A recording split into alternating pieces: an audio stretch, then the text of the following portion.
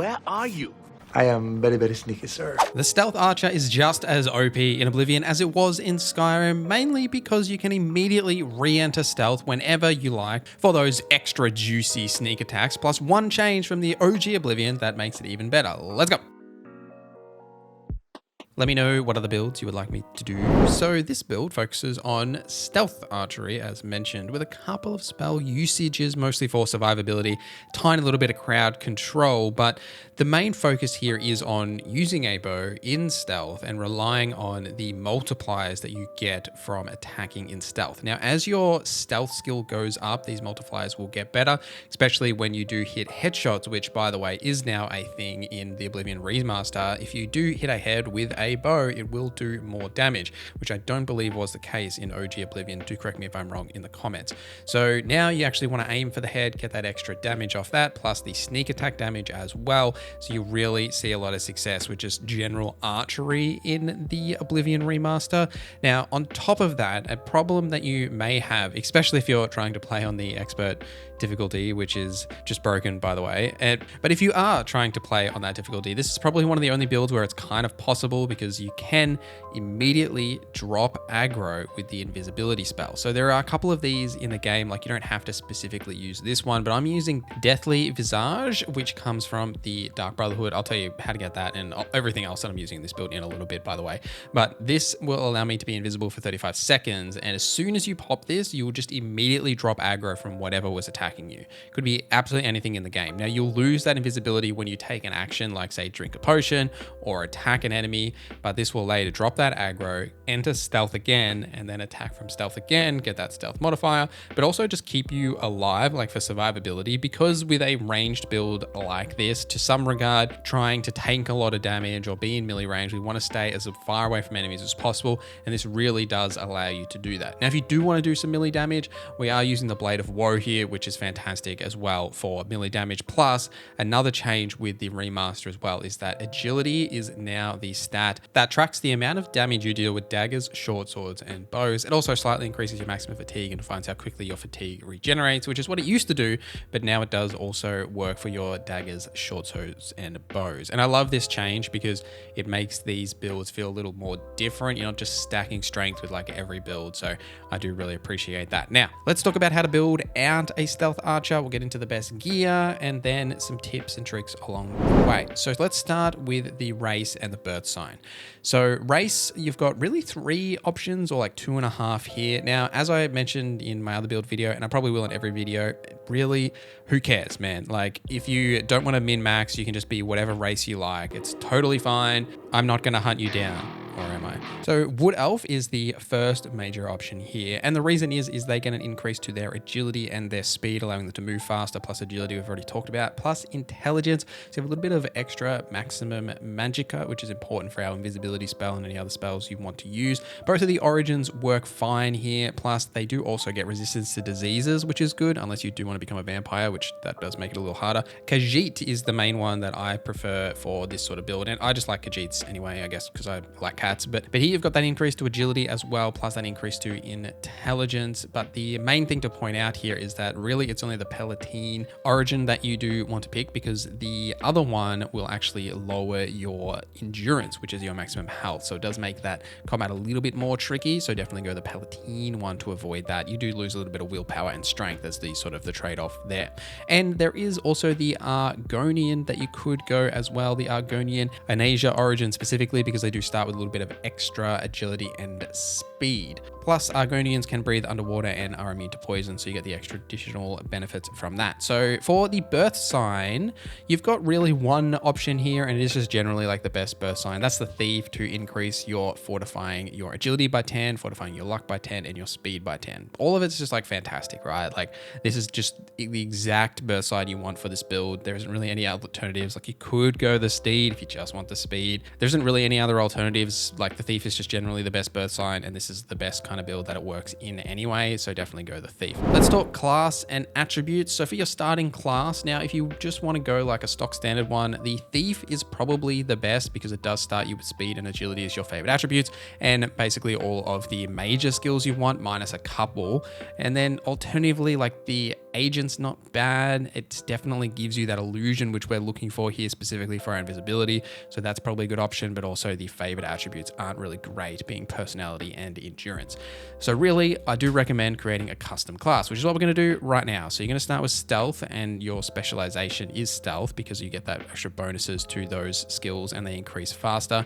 Now attribute wise, obviously we are going agility here because we've already talked about why. Your secondary attribute, you could go endurance, especially if you picked a class that starts with a lower endurance. You could also go say intelligence or willpower for your spell usage, but I do kind of like going luck here to give you that extra +5 to your luck, which is one of the hardest stats to level up when you are just leveling up because it does cost 5 of those like virtue points.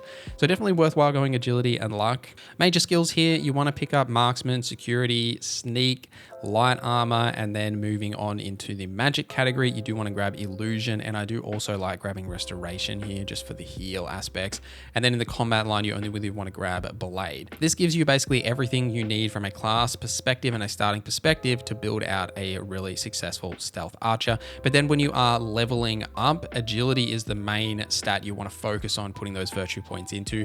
Then I would definitely put some points into endurance, a little bit into speed, and then intelligence and willpower for our minor spell casting that we're doing. We're not doing a heap, but you do want to have just that little bit so you can hit those breakpoints to be able to say cast invisibility or cast the restoration spells, anything like that. Moving on to the best gear to get, unlike some of the other builds where, you know, most of the random enchanted gear that you find in the world or just enchanting your own gear often is better than finding specific uniques. In this case, there's actually some really good gear that you can get. Starting with the bow, the Hatred Soul is absolutely the best bow probably in the game. This comes with the enchant to do fire damage plus drain speed. That drain speed will actually freeze an enemy in place if it drains all of their speed. They'll essentially be like paralyzed for a second. You'll see this happen randomly when this effect does trigger. Fantastic bow, just with like, I think it's the highest or close to the highest amount of just overall damage output on the bow, like base damage, plus it's got these fantastic enchants. It's really hard to get though, so you will need to wait until the point in the main story after the Dagon Shrine quest when the additional gates of Oblivion open outside all of the major towns. Now you need to go to the one at the Coral Oblivion Gate, and inside there, as soon as you enter, you need to head northwest.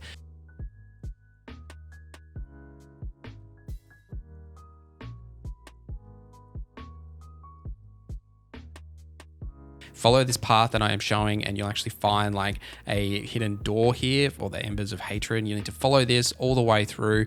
There isn't much to say once you're in here, just follow this all the way through. And then there's a couple of gatekeepers that are relatively tough enemies to defeat. Defeat them, unlock the 2 locked doors, and at the very top here, you'll find the Hatred Soul Bow. There's also a really nice mace here if you do want to use that instead or as well. But something to note is that don't go and grab this too early, like even if you get to this point in the main story, because secondary effects like the fire damage and the drain speed, the potency of these effects is actually directly affected by your level. So the higher level you are, up to it like about level 20, like the more potency, then more damage or effect they will actually do. So just keep that in mind to not just like rush out and grab that. It's the same thing with all the uniques. I talked about that in my mistakes video. The Blade of Woe is the best murder weapon in the game, and it comes from the best murderers in the game, the Dark Brotherhood. Now you'll initially get this without any enchants, and for it to actually be enchanted to add the damage, willpower, damage health, demoralize, and damage magicka on strike, all that stuff, you do actually need to complete the Dark Brotherhood quest line, and it will then level up and get these effects, which is fantastic. To join the Dark Brotherhood, you just need to like murder someone and then sleep in a bed, and one of the Dark Brotherhood members will come and find you and invite you to join the guild. You just need to then follow the quest line, and then at the end you'll be able to upgrade it. And likewise, joining the Dark Brotherhood, by the way, like when you first enter the Dark Brotherhood's place of operations, you'll get the Shrouded armor set, which is like the best armor to wear for this build because of all the additional effects that are on that armor to improve your overall, your sneak, your illusion, your marksman, blade, acrobats, all just stuff that we're using in this build. So just fantastic armor set for this. It's also really light. By the way, this is also where you get the Deathly Visage spell by talking to Mirage Da, the other Khajiit, as a part of the Dark Brotherhood. Talking to them will get you this spell plus a whole bunch of other fantastic spells for this build. Now there's one ring, specific ring that I'll mention to go and get, which is a unique ring called the Ring of Grey. This ring comes with Detect Life, which is fantastic so that you can see through walls. Really a amazing skill for stealth playing like this. So you can do that, see through walls, see where enemies are. Plus it comes with Acrobats, Marksman, Security, Sneak, Resist, Poison as well. Now this comes from the secret Rosethorn Cache quest, where you'll need to actually have bought the Rosethorn Hall in Skingrad. It's the most expensive house in the game. If you want to know about all the houses and how to buy this house and everything, go and watch my homes video, which I'll link here as well. But once you have got access to that house, in the bedroom on top of this platform, you'll actually find a note. By clicking on the note, you'll then get access to a riddle. In order to solve this riddle, you need to go down to the basement in that house, and then on this pillar that is covered in garlic, it'll only be covered in garlic if you have upgraded the house, by the way. There is a hourglass up in that top corner. By clicking on it, you'll get a bunch of gems, plus you'll get the Ring of Grey, which has these fantastic effects on it. A couple of tips to finish us off here. Daggers have additional sneak damage up to 8 times when you are in sneak as well. Bows only get up to 3 when you do hit them in the head with that as well. And I did mention earlier, headshots are a thing. Definitely lean into that. Conjuration magic isn't a bad investment for this build either if you want someone to tank enemies for you, like say summoning zombies or scamps or whatever that may be. So if you do want to invest in that as to make this build a little bit more flexible, you can do that, or say followers and companions as an alternative as well. I did briefly touch on it, but joining the Dark Brotherhood and the Thief Guild are both perfect for this sort of role play of this build and this class as well. And the Dunbarrow Cove likewise is fantastic from a roleplay perspective, as it is about pirates and thieves and everything. And there's actually an upgrade called the Fletcher upgrade for the Dunbarrow Cove house, which comes with a marksman that you can buy some really good arrows from, as well as do marksman skill training and some spells and everything as well. So if you want to know more about that, go and watch my home video. But thank you for watching this video till the end. Thank you to our members for supporting the channel. My name is Norza, and I hope you have a great day.